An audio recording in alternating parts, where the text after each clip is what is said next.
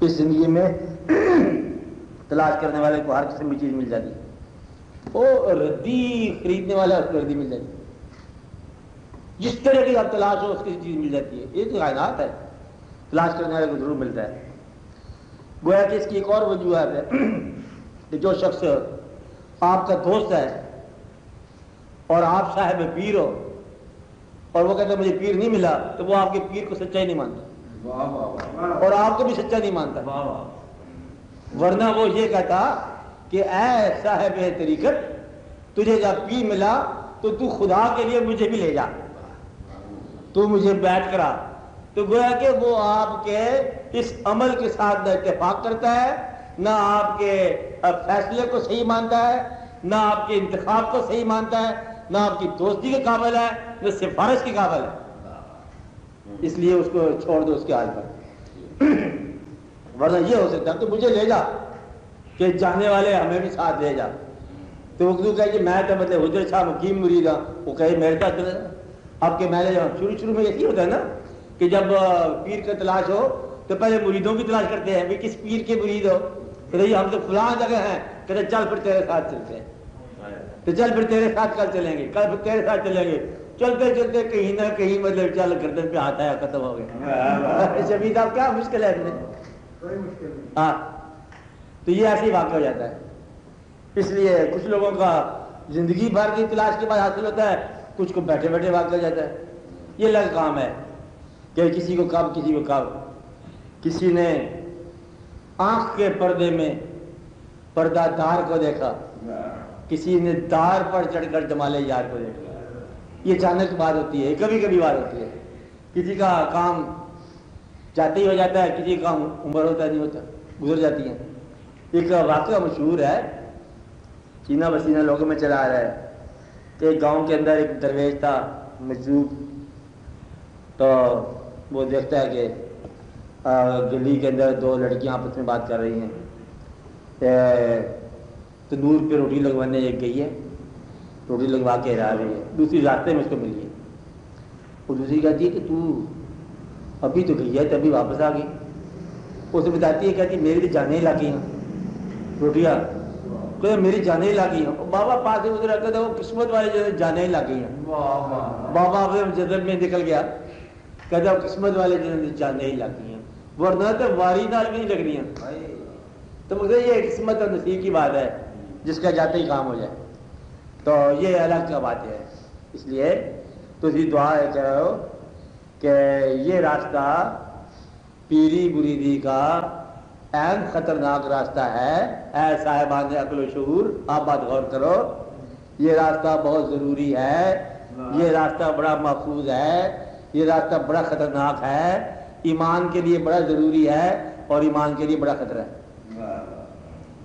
اس لیے اگر آپ اس راستے میں اگر آپ نے خیال آپ کا تقسیم ہو گیا تو یہ راستہ آپ کو شرک کی طرف لے جائے گا. اگر آپ کا ایک وحدت ہے خیال کی، اسے بولتے ہیں جمع الجمع، اگر آپ کے خیال میں آپ پوری مرکوز ہو گیا ایک طرف کہ اس کے خیال میں آپ لگے چلے جا رہے ہو، تو پھر یہ خیال توحید کا ہے. ورنہ یہ خیال جو ہے نا شرک کا ہے. آپ بات سمجھ رہے ہیں نا. اس لیے یہی راستہ ہے توحید کا کہ اگر آپ بابا بلے شاہ کو محبت ہوگی شاہ عنایت سے، تو پھر وہ شاہ عنایت ہی شاہ عنایت ہے. شاہ عنایت وہی ہوتا ہے نا جو شاہ ہو عنایت کرنے والا. وہ تو یہ شاہ عنایت دیکھ رہا ہے کہ پتہ نہیں کون سے شاہ کو عنایت والا دیکھ رہا ہے.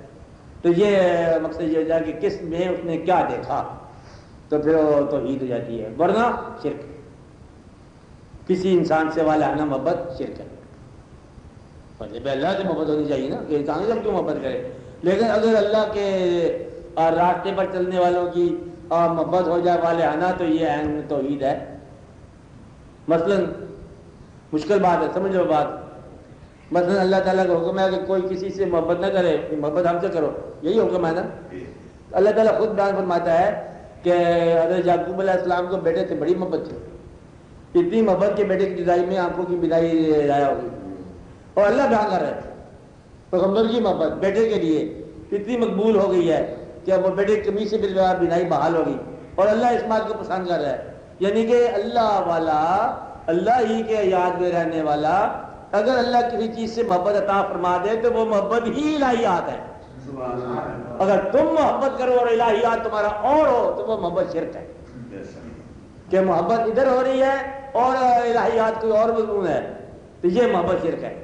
اگر محبت ہی الہیات کا ذریعہ اور اسی کے اندر ہی آپ کو لے چلا ہے، وہ نقطہ روشن آپ کو لے چلا وہیں کا وہیں لے چلا ہے کہ آپ اسی جگہ ہی حضور کی محبت کے ساتھ کھیلتے ہو، اسی جگہ ہی آپ اللہ سے محبت کر رہے ہو، وہی خیال آپ کو نماز تیرے نقش پاک کی تلاش تھی جو جھکا رہا میں نماز میں، یہ توحید خالص ہے، یہ توحید ضروری ہے. سبحان اللہ.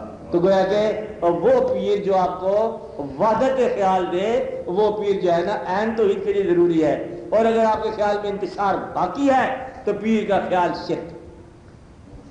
یہ یاد رکھنے والی بات ہے. اور یہی بیان آج تک ہوتا رہا ہے اور یہی بیان آج تک نہیں ہوا. انہوں نے پیر کو بند کر دیا اور جو اہل علم تھے ان کا پیر ہوتا ہی نہیں ہے. نا پیر بڑا ہوتا ہے اور ضرور ہوتا ہے لیکن اگر نہ ہو تو خطرہ ہوتا ہے. بات نہیں نا کہ اگر اس کو جدا سمجھو تو پھر یہ خطرہ ہے اور اگر ایک ہی سمجھو تو پھر اسی خیال میں چلتے جاؤ کہ تیرے خیال میں بس چلا جا رہا ہے. آپ بات سمجھا مطلب یہ پیر جو ہے وہ اس کو نہ پیر کو اللہ کہنا ہے نہ اللہ سے جدا سمجھنا ہے، نہ پیر کو رسول کہنا ہے نہ ان سے جدا سمجھنا ہے. پیر کی بات کو شریعت نہیں کہنا لیکن شریعت کے علاوہ بھی نہیں ہے.